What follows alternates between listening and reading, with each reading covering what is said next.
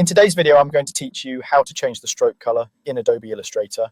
We'll keep this quick and clear, and by the end, you'll know exactly how to target the outline of any shape or path and give it the color you want. First, make sure you're using the selection tool. You can press the V key on your keyboard to activate it instantly. Then click the object you want to edit.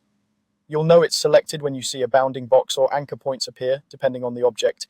Next, look over to the Tools panel, usually docked on the left. You'll see two overlapping squares near the bottom. One represents fill, and the other represents stroke. The fill is the solid square. The stroke is the one with the hollow center. Click the stroke box to make sure you're targeting the outline rather than the fill. You'll see it come to the front or show a highlight to indicate it's active. Now you have two easy options for choosing a new stroke color. If you like working with preset colors, open the swatches panel. If it isn't visible, go to the window menu and choose swatches to bring it up. With your object still selected and the stroke box active, click any swatch to apply it to the stroke. You should see the outline update immediately on your canvas. If you want a custom color, double-click the stroke box in the Tools panel to open the color picker. From here, you can drag within the large color field, move the slider to explore different hues or enter specific values if you have them.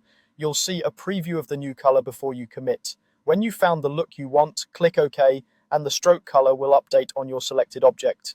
A couple of quick tips to keep things smooth. If nothing seems to change, double check that the stroke box, not the fill box, is active before you choose a color.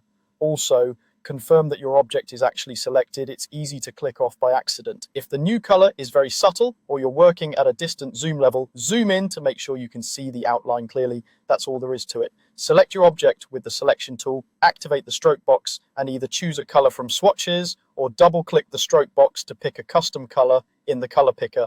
With these options, you can quickly match your outlines to your design palette and keep your artwork consistent